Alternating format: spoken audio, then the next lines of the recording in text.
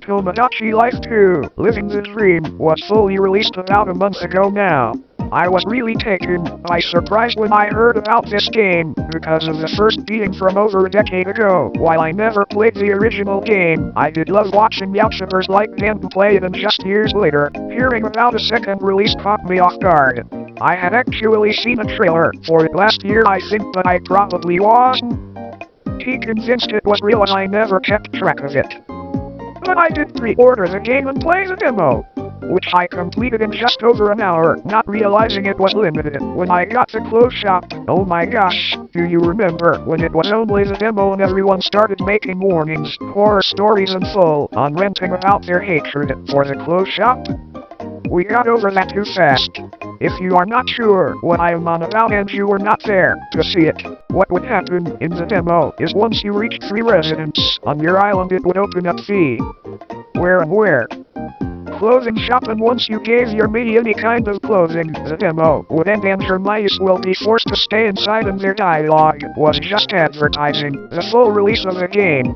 I did this completely unknowing this would happen and got so upset because my mice had hardly actually interacted with one another.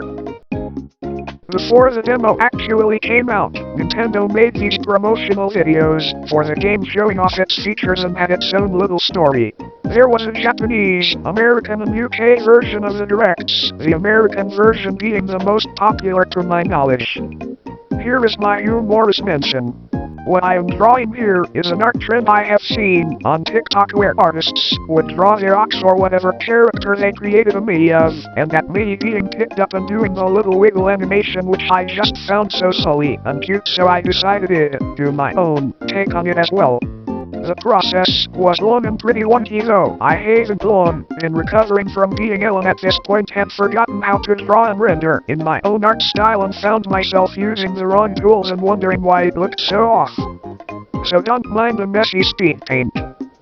Booty Shaker Island is the name I chose for my island. The first few mice I made are actually ox that were made by me and my friends. I made the first 3 during the demo, having to add the 4th later on. These mice are Adin, Dreffen, Jericho and Delilah. Adin, a servitor, is my OC. He actually has a page on my unveil, which will be in the description. The other 3 were each created by a different friend, and I will link their socials if I get the permission to. Anyways, these silly guys are all living together and they hold a special place in my heart. Due to being so sick, for the past God knows how many months I haven't actually made as many mice as I would have liked. My plan for the island was to separate residents into fandoms and have about 8 for each fandom so I can have them all live in houses together, and design a part of the island to go with said fandom. Of course I have not been able to get around to that just yet. My island's a bit of a mess, but in taking my time. The mice I have got are the 4 ox, Goofball and Rex, from the Outship series Braden by Hot Diggitidaman, Sonic the Hedgehog, a few of my friends in real life, and my dad, Blot, Glisten, Dandy and Shrimpo from the Roblox game Dandy's World. Glisten looks a little different, because he was actually the first of the cast I designed and had initially planned to make the tunes human. Evidently I didn't. Please stick with that. Don't mind his flower hat, I gave him the fashionista quirk so he just changes his clothes by himself. Work, Greg and Sarah from Over the Garden Wall, Eric Hartman from South Park, Tommy and Pushing the Cat. I love these 2, but they have given me such a hard time and still want to get together, but look at them, they're adorable. No, don't apologize. It was my fault. Are you okay? Yes, I'm perfectly fine. Oh, good. I'm relieved neither of us got hurt. Oh my gosh, I love them! Finn and Jake from Adventure Time, Tiffany, Miyumi, and finally the 4 main Eddsworld cast. You may or may not have noticed the few default mice I've got, and that is because I made an end firm. Basically, I just filled in the extra space with default mice so I could expand my island size and decorate. The residents of Booty Shaker Island get up to all kinds of shenanigans. Adin and Fresson are married, so are Jericho and Dulila. Jericho is obsessed with arguing with people. Every time I log onto the game, she's always argued with someone. It is usually between her and Fresson. But she's picking on everyone around. I swear she has no chill. Everyone keeps starting up cults, and Andy won't stop falling in love with Goofball no matter how many times I have told him it's just his imagination. The most recent mice I have added are the Eddsworld crew, Ed, Tord, Matt and Tom.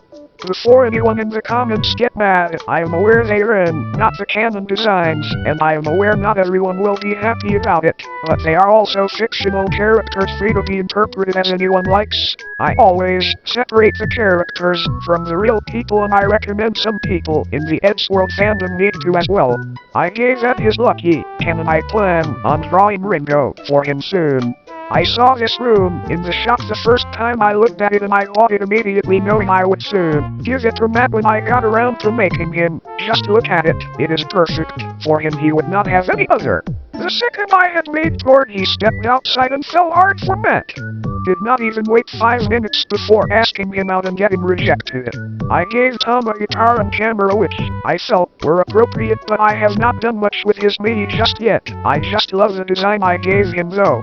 I love them, they are all so cute.